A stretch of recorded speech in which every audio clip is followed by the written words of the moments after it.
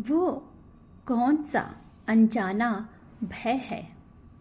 वो कौन सा अनजाना भय है जो मेरी रातों की नींदें, जो मेरी रातों की नींदें और चैन चुरा कर ले गया। ये पंक्तियाँ, क्योंकि जब मैं ये कह रही हूँ तो ये पंक्तियाँ कहती हैं कि वो भय कौन सा है। तो भय जो है हमारी नींदें कब छीनता है?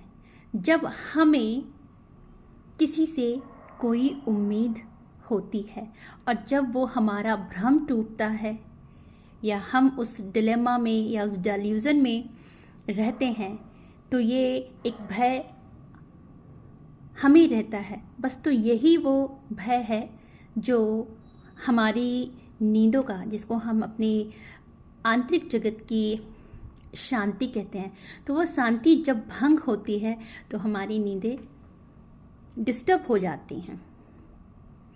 और कुछ पंक्तियाँ इसमें ऐड करती हूँ कि फिर कैसे क्या होता है।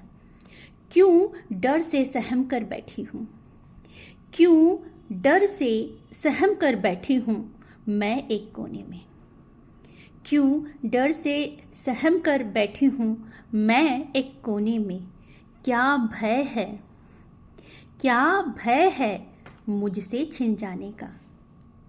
तो पहली पंक्तियों में मैंने भय की बात की, तो क्योंकि अब हमें भय है कि हमसे कुछ छिन जाएगा, तो वही भय हमको डरा के रखता है या हमारी रातों की नींदें ले जाता है।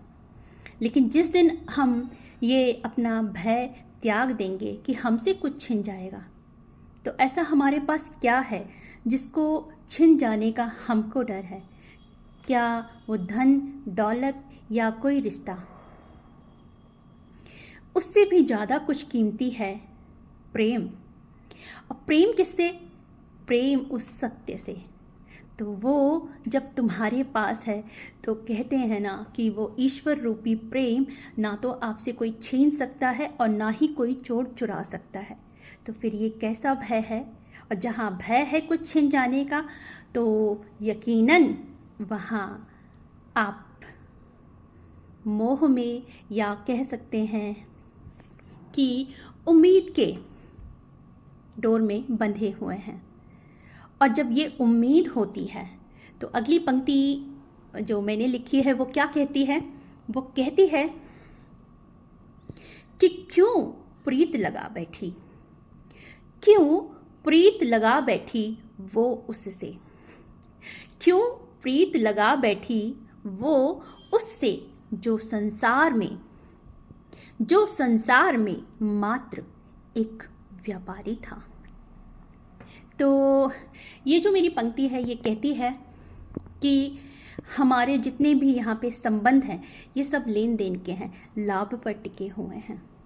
कहने में अच्छा तो नहीं लगता, पर सच्चाई यही है कि हम जिनसे प्रीत लगाते हैं वहाँ हमारी उम्मीदें बंधी होती हैं या हमारा वहाँ पे लाभ बंधा होता है। तो इसलिए हम वो जो लाभ है या जो हमारी उम्मीद है, जब वो टूटती है तो हम कहते हैं कि हमें धोखा मिला, हमें धोखा दिया गया। पर आप अभी भी पहली जगह पे ये नहीं समझ पाए कि जो आपने उम्मीद बांधी थी तो वो उम्मीद आपने गलत जगह बांधी है। जिस दिन आप ये समझ गए कि उम्मीद हमें लगानी कहाँ है, तो ये धोखे की संभावना कदापि नहीं होगी। और इसके बाद अंतिम जो पंक्तियाँ हैं वो कुछ इस तरह से हैं जो इसी विषय को थोड़ा सा आगे और बढ़ाती हैं। वो कहती हैं कि गिरा के खुद को कभी कोई नहीं मिलता, कि गिरा के खुद को कभी कोई नहीं मिलता। सत्य कि गिरा के खुद को कभी कोई नहीं मिलता, क्योंकि जो सत्य है चंद्रमा के समान शिव के माथे पे सुशोभित होता है। तो जिसको आपसे प्रेम है वो आपको आसमान देगा, उस आकाश में स्वच्छंद चंद्रमा की तरह आप विराजित होंगे, या जिससे आपके प्रेम संबंध है वो आपको अपने मुकुट में चंद्रमा के समान रखेगा। आशा करती हूँ आपको मेरी ये पंक्तियाँ पसंद आई होंगी और ये जीवन का वो सार है जो हर किसी को अपने जीवन में उतारना चाहिए। धन्यवाद।